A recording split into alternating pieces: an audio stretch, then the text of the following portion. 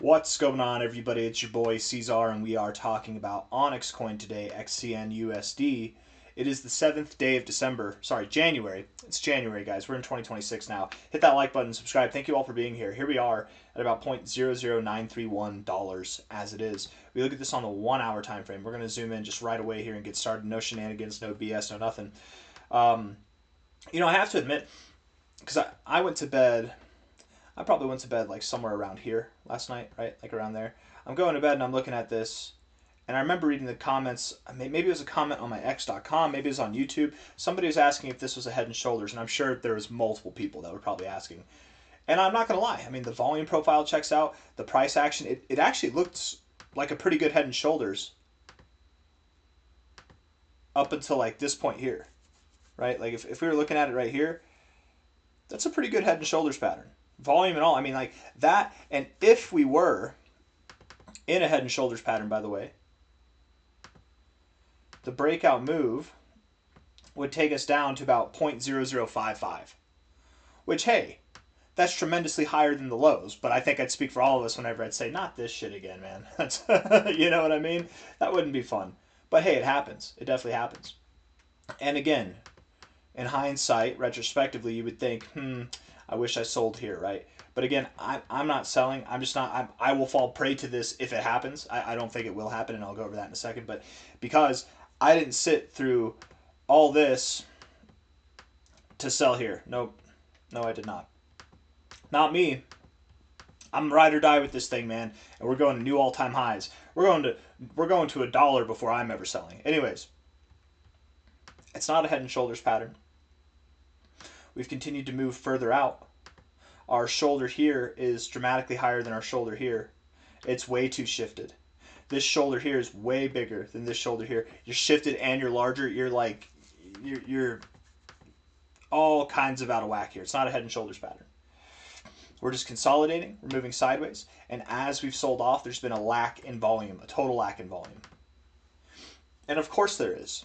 All the sellers are gone. I want to offer this thought again, that, oh, now all of a sudden there's going to be a huge amount of selling pressure. I mean, don't get me wrong.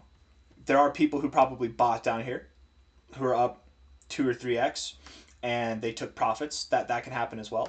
But also think about it like this. How many people bought here versus sold? I would bet the amount of selling pressure was probably larger than the buying pressure down here, right?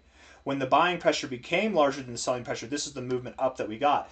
But the reason why we didn't get such a big move to the downside, even though the selling pressure was stronger than the buying pressure, is because there's very minimal selling pressure. There's no one left to sell. So the price is very slowly moving down. We have this nice kind of cupped, rounded bottom here. A little bit of buying pressure is all it takes to move up. And I do mean a little bit. You might look at this and think that that's a lot of volume, but it's really not. It's actually really, really not. It's the most volume we've seen in a while since this day here. But again, relative to this movement that we saw back here, the amount of volume we've gotten is like a third or like half, less than half of what we had back here, and it's the same move. So the idea here, again, is that the sellers have gone away. There are no sellers left. That there is no selling pressure or very minimal selling pressure because of that. It does not take a lot of volume to move us up. Therefore, I don't think this move is done. I think that we will go up higher. Anybody who's wanted to sell because they bought here, first off, the amount of people that bought down here were very few. We can see that. Very, very few indeed. Okay? So the amount of selling pressure from there is very few as well. You're telling me that there's people that have held, maybe they bought the high here, maybe they bought the lows here, maybe they bought below there, wherever. They bought all throughout this way, wherever. They sat through all this to sell now. I think most people who've bought along the way, if they bought anywhere, they actually sold down here, right? Because as much sense as we want to make of it, as logical as it sounds, of course they would sell here. Of course people would sell. If you bought over here, of course you're taking losses here. No, dude, they took their losses here, right? They took their losses back here. They're already out of the game, whatever the case may be, right? There's no selling pressure. Therefore, not financial advice, not a financial advisor. It makes total sense that we are not seeing any volume when it comes to selling off. And right now, I think people are waiting for the other shoe to drop. They're waiting for the other shoe to drop, and they're going to be sourly disappointed. But we'll see. We'll see. It's all talk right now. We need results. 1 hour RSI. Bullish. Overall, it's very bullish. Very neutral right here, but I'm not bearish on it at all. We could come lower and still be bullish overall. Stochastics are reset, and we don't have bullish divergence, but this MACD is right at a point to bounce, right here at the 0. Either we bounce or we will break through this level, and if we do break through this level here, we can go lower, and maybe we wick just a little bit below, but if we break through this level, we're probably not finding support until we go back down to 0.064 or lower. If we break through that level, we would probably go down to 0.064, right at the golden ratio there, or 0.058, somewhere in that zone. And I would hope that if we were to go this low, and I'm not calling for that. That's not the call. If that happens, I'm not going to say I told you so, because this is not what I'm calling for. This is not the expectation. But if this unexpected outcome happens, we bounce at the golden ratio, I would hope that we find an immediate recovery and that we're just experiencing some quick volatility. But again, I'd be shocked if that happened, because I just don't think we have the selling pressure. I don't think that it's there. I mean, I'm just putting myself in the thought of someone who's desperate for OnyxCoin. Let's say I bought the high and I literally made the worst decision ever and I sold here. If I bought back in, I don't care how low it's going, I'm not selling again. Which also implies then that I wouldn't sell to push the price down to begin with. Like, I don't know. I'm trying to make sense out of the fact that it doesn't really make sense for the price to come down. Normally, in moments like this where you pump, it's somewhat feasible for the price to come back down, because you have people who bought the lows who are taking profits, and then you have people who bought the highs who are panic selling.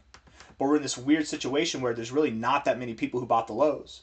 And anybody who bought the highs here, they've probably made the mistake before and they've learned their lesson. And if they bought the highs here, they're probably not going to sell. They're just going to wait. They're going to trust the process this time. So we're in this weird situation, and I'm totally theorizing this. This is not backed by fact, but this is just backed on my understanding of psychology. I don't think that we're going to experience a move that takes us down to this golden ratio. But if we do, hopefully, again, we get some volatility.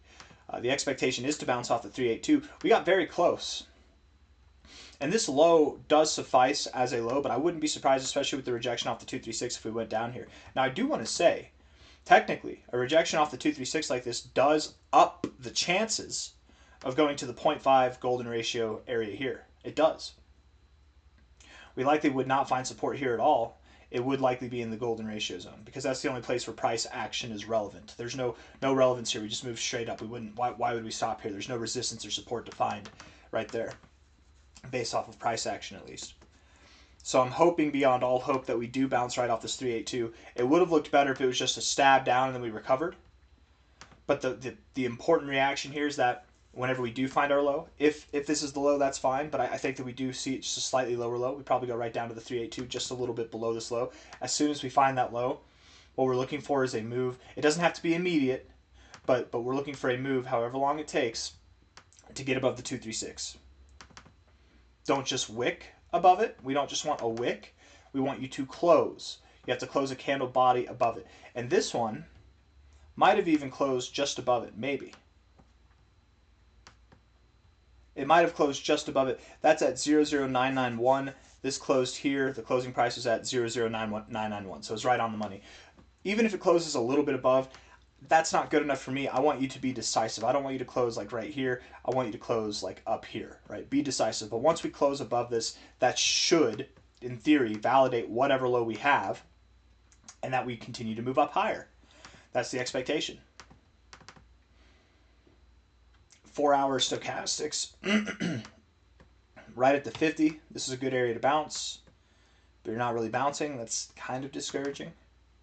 The MACD is right actually at a perfect area to bounce. This is really a perfect area to bounce for the MACD.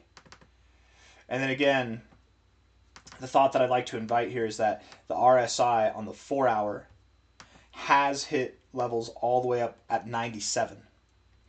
Typically, you don't come up and then you sell off from there. Typically, moments like this are met with lower highs, like continued readings here. Maybe you form some bearish divergence and then you sell off, but this is typically accompanied by more readings in the overbought zone, where these lower readings in the overbought zone, these are the ones that are standalone. They just sell off immediately, right? When you get deeper, and we went over this yesterday, that's a little bit deeper, but it's still not standalone. You see how there's multiple here? But still, even here, right, you pumped. I guess here you had a double top. That doesn't really count. These are standalone in itself. You didn't hit the 90, but I will say in itself, it's pretty uncommon to actually get this deep and just have a standalone moment, but you did. You did. We were in a really weak point in the markets. Typically, whenever you get this deep in the RSI, you're not standalone, right? You see how these interactions are not standalone. This is like a standalone interaction. These are coupled together, and the price action represents that, right? You progressed higher. It was all part of the same move. We keep going. Again, standalone moments here. The ones that are not standalone, the ones that stay together, are the ones with deeper readings. You see what I'm saying? That is what we have here. That's all I'm trying to say. That doesn't mean we have to move up. I'm just saying I would believe that we do. I believe that we do. We don't move down too much. But I wouldn't be surprised in the least at all, zero surprise, if what we did was this. We went just below this low, and then we bounced. But, again, there's not that much selling pressure. There might be a lot of buying pressure. We might not get down there. It makes sense to me. It makes sense to me that we would go just below this low and that we'd bounce probably closer to this low. Just because it makes sense doesn't mean that it has to happen, right? Do we look at everything on the 4 hour? Yeah, the MACD gives me a lot of hope that we're going to bounce here. Stochastics, it's nice that we're at the 50. I just would have liked it if we bounced this first time, but hey, whatever. We can dilly-dally a little bit and then still recover. And the RSI gives me a lot of hope as well. Daily time frame here, we're getting overbought in the daily RSI. Man, we're at the 90s on the daily too. Just a thought here that we probably don't have a standalone moment. They happen. It's not a guarantee. Nothing in technical analysis is. Here, this one was kind of standalone, but we had a secondary high of which you could have gotten out if we rejected the overbought zone. So there were still chances. If a movement this high in the RSI is standalone, you typically don't just dump off. You'll have second chances because these strong readings they're not produced on a whim. It's not just a pump and dump. It can happen, but that's more common in low cap scam coins, right? It doesn't really happen with coins like this. Stochastics are kind of rejecting the overbought zone. I don't like this. I actually really don't like this at all. The orange line rejecting the overbought zone is not a good look. I'm just going to say it. I don't like that at all. And that would promote more consolidation. We want today to close green. And not just green, it actually needs to close higher. So, then this is the call. And I could be wrong. Before I get on with my call. Maybe we do reject this here. And maybe we still come up. Maybe. Finding support on the oversold zone is really good. I don't think that finding resistance to the overbought zone would be good, but maybe it is. Maybe I'm wrong. Maybe we close today like this and we still recover. And it doesn't have to happen exactly like this. But based off of my thoughts here, I'm assuming that today will close green enough to the upside that this orange level on the stochastics will not be pointed downwards, but instead will be getting into the overbought zone. If I'm right, that's good. That means we're moving up rather immediately. The next couple of days might be exciting. If I'm wrong, that could be bad because then we're rejecting the overbought zone. And when I say that could be bad, that doesn't mean death. But it would certainly make this idea that we hold the 382 here as support a little bit less likely. I mean, we could just consolidate here in this range. Maybe we consolidate in this range up here. I don't know. And in that time, the stochastics cools off. It's just kind of odd. We're in a rather precarious place here. But the 4 hour is at a perfect place to bounce. It really is. And we've got 2 4 hour candles left in this day. I'm just curious to see what happens. I'm calling for us to move up. That's the expectation. I don't know how high, but high enough to where the orange level on the stochastics points upwards. That would probably, we'd probably have to get back above like 1.1 cent, 1.2 cents, something like that. I don't think that this move stops here. I could be wrong, and perhaps we do sell back off. Again, we are even though I very much believe that there is no selling pressure, even though I very much do believe everything I said, and I think that there's nobody that has a reason to sell, even the people who FOMO'd in at the high, they're probably the same people who sold here. So if they sit through some pain, they're just going to be back where they were here, except this time they've learned their lesson. They're not going to sell because they know it'll come back, right? The people who've taken profits have already taken profits. If they bought here and they took profits, they've probably already taken profits. The people like me who bought way before, back in like March of 2024, if you sat through all this, you're not amused by this, right? We're waiting. We're waiting very patiently. I didn't sit through all this to sell out here. No. So again, I don't think there's a lot of selling pressure, but again, we do have low volume. This is a low liquid environment. It doesn't take a lot of selling pressure to move the price back down. It doesn't take a lot of buying pressure to move the price up. So in the event that I'm wrong, and we don't hold support here at this 0083, 0082 level, it's completely possible that we do go back down to 006 or thereabouts. Okay, something to keep in mind. But regardless, what we're looking for is positive structure, higher lows, something to build from, and we will continue to move. I don't think I have anything else that I want to say. I do want to look at XCN BTC real quick, because we haven't talked about it since the divergence broke out. Right, literally, all this divergence, all this momentum that we have been picking up over the months, it's finally snapped, finally here. But what I will say is this: we haven't been green on the MACD since March. We haven't had a cross like this in a very long time. I don't think that this is going to be a one-off. I would think that we persist and that we have further things to accomplish to the upside. And that this MACD has a date with destiny with this zero line. The cross above the zero on the weekly MACD will also be a powerful thing to watch. And based off of prior results, it can happen very fast. Typically, it takes a little bit longer. Assuming that we move up at a good pace, you know, it could be February, it could be March that we see this snap, and that should, breaking above the zero, that should, I think, be part of the move that takes us above this high here, above 5 cents. Oh, I'm sorry. I guess above this high versus Bitcoin. It's not 5 cents. It's the Bitcoin high. Anyways, let's see. On a weekly level, we are right here at our weekly closing low. We have wicked up from a high to a low. Wicked above the 382, closing below it. That's pretty common. That's pretty common. I mean, here we can dilly-dally with the XCN BTC pair and then break out, but I would think, and I do believe that we have a date with destiny to the golden ratio zone. We'll see. Closing resistance there. It's the golden ratio as well, right? There's a wick right here. Pretty standalone wick right there, but still it's right there at the golden ratio. I mean, that makes sense that makes sense to me. Why can't I talk today? I need to drink some coffee or something with caffeine in it. Some tea, heavily caffeinated tea. There's one more thing I want to do here, and then we'll wrap the video up. Low to high, hit the golden ratio up to the 382.5. Okay, so this is very important here, okay? We do not want XCN versus BTC to go below this line. We don't want that to happen, okay? We don't want that to happen.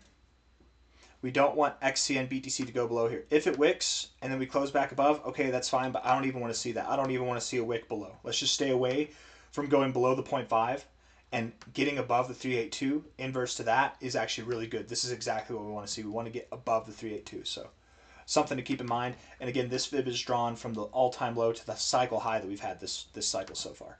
Hit the like button, subscribe. Thank you all for being here. If my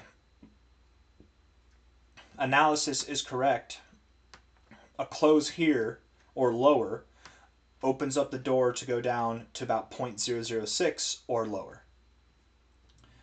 If we push up by the end of the day, if we can close up above about like 1.1 cent by the end of the day or higher, that likely validates that we've had a low point here. We've had some resolve, and we're going to push higher rather immediately, but we'll see. The third option, and it's the one that I'm considering the least, but maybe we should consider it more, is that we just consolidate kind of in this range for maybe a week or so, and then we move up. But we'll see.